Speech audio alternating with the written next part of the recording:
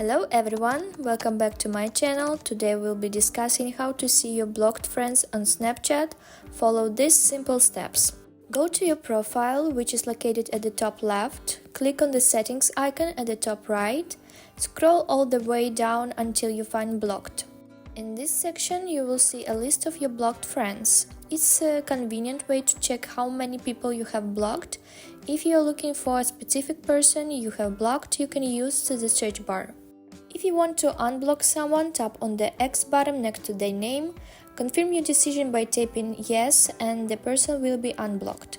While you won't be friends immediately, you can add them again by searching for their profile and setting a friend request. Once they accept, you will be friends again. I hope this video was helpful for you. If it was, please make sure to like this video and subscribe to the channel. Stay tuned for more helpful content, and I will see you in the next one.